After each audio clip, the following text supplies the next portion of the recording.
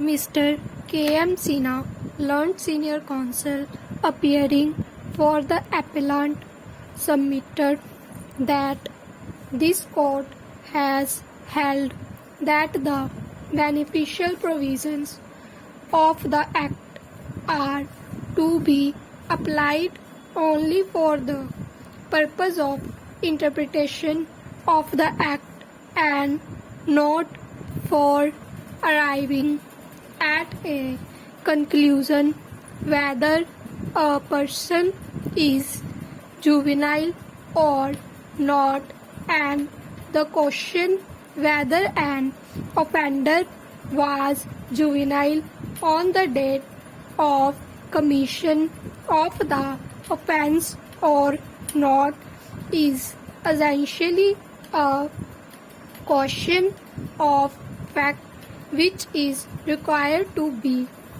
determined on the basis of the materials brought on record by the parties.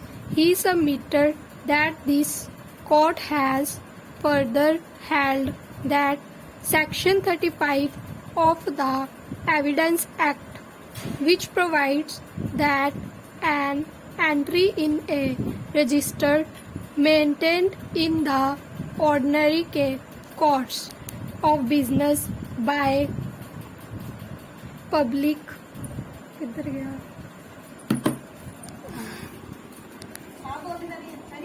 servant in discharge of a duty of his official duty or by any other person in performance of a duty specially enjoined by the law of the country will only apply if the conditions mentioned in Section 35 are fulfilled.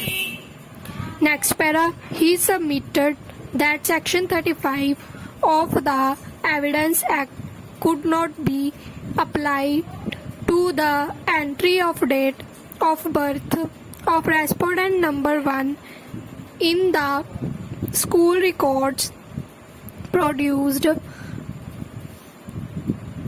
on behalf of respondent number 1 before the trial court and on the evidence as produced. Stop. The trial court rightly held that the date of birth of the respondent number 1 cannot be believed to be 5/10/1988. Stop. He submitted that the trial court, after scrutinizing the evidence, has held that the evidence produced by respondent number 1 have been created for escaping conviction for a grave offense such as murder and was not believable, and by physical appearance respondent number 1 looks to be over 18 years of age, and on 11/7/2004 he was an adult and not a juvenile. Stop.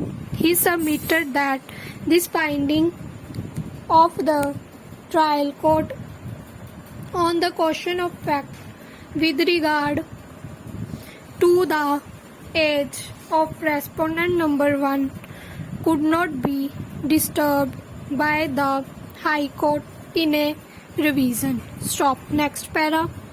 In support of this proposition, he relied on Mr. Singh versus State of UP, in which this court has held that the High Court, while exercising its jurisdiction under Article 226 and 227 of the Constitution, should not interfere with finding of fact of the inferior court or tribunal, except where the finding was frivolous and not based on any material evidence or has resulted in manifest injustice.